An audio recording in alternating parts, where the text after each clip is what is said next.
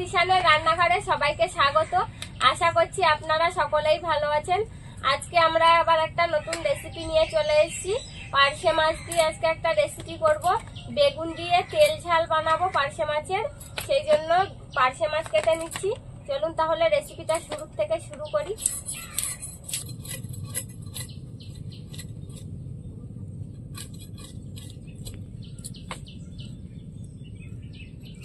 কত বড় বড় পার্শে মাছ দেখুন।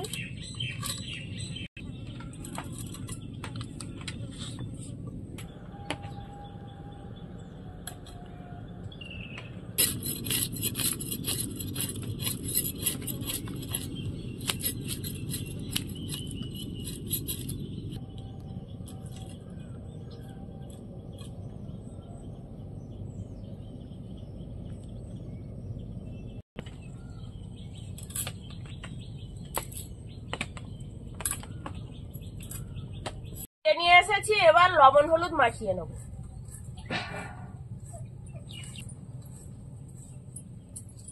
আমি পেঁয়াজ রসুন আলু বেগুন এগুলো সব কেটে নেব।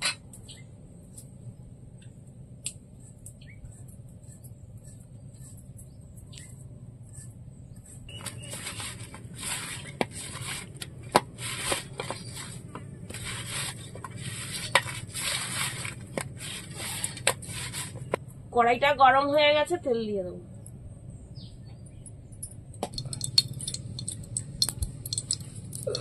এবার মাছগুলো সব এক এক করে ভেজে নেব।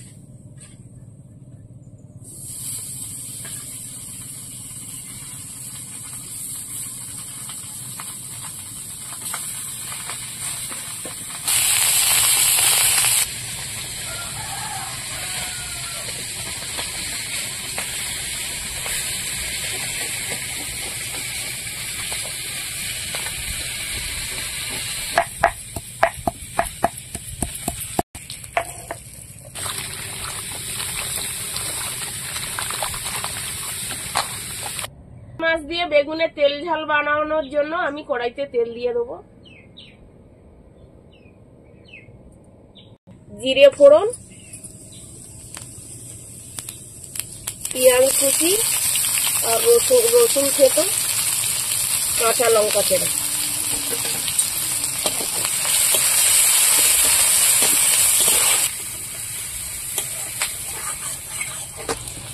পেঁয়াজটা ভেজে নিয়েছি, এবার সবজিগুলো দিয়ে দেবো।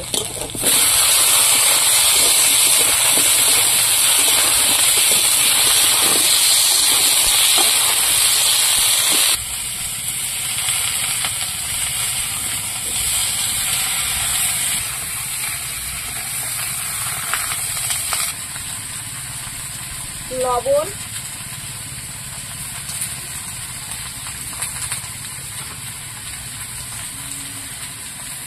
হলুদ, ভালো করে সবজিটা এবার কষিয়ে নেব।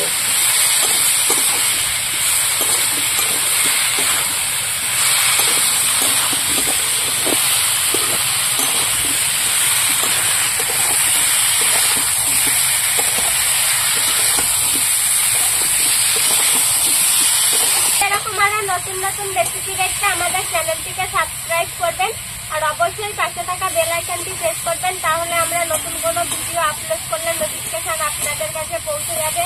আর কে কোথা থেকে দেখছেন সেটাও কমেন্ট করে বলবেন, তাহলে আমরা আরো নতুন নতুন ভিডিও করার আগ্রহ পাবো। ভালো করে কষিয়ে নিয়েছি, এবার জল ঢেলে দেবো।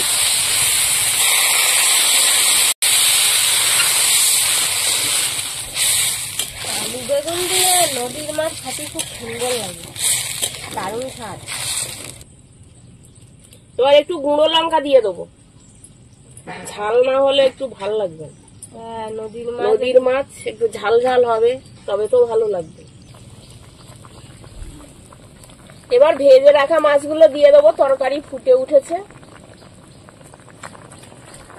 এই বর্ষাকালে সিজনই তো এখন নদীর মাছ খাওয়ার সিজন। এবার সেদ্ধ হওয়ার জন্য একটু ঢাকা দিয়ে রেখে দেবো। তরকারিটা হতে হতে আমি জিরে আর গোলমরিচ একসঙ্গে বেটে নেব।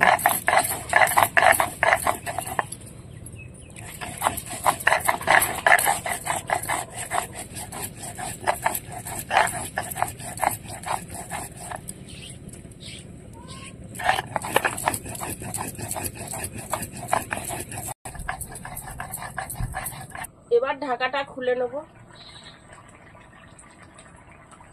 বাহ, তরকারিটা খুব সুন্দর হয়েছে তো, দেখে তো মনে হচ্ছে রান্না হয়েছে। হ্যাঁ, সেদ্ধ হয়ে গেছে। নোনা মাছ দিয়ে বেগুন রান্না করছি, একটা গন্ধ বাড়িছে কত সুন্দর।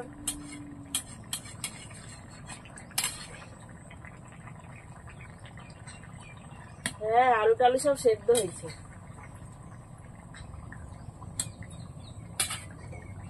এবার জিরে বাটা দিয়ে দেবো।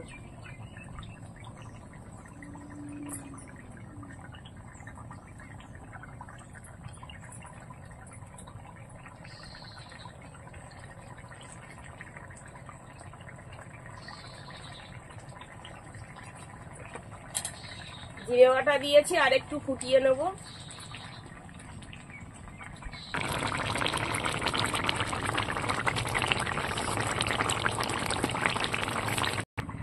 তরকারি হয়ে গেছে, এবার নামিয়ে নেব।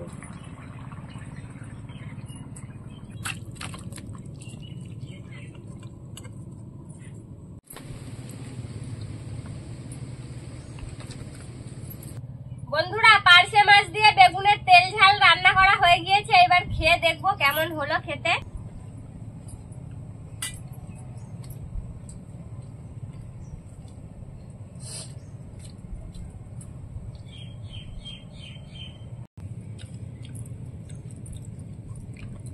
আর এত সুন্দর স্বাদ, কি বলবো।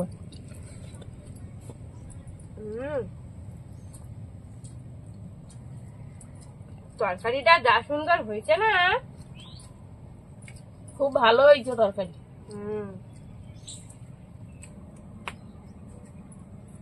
পার্শে মাছ আলু বেগুন দিয়ে তেল ঝাল খুব সুন্দর লাগছে।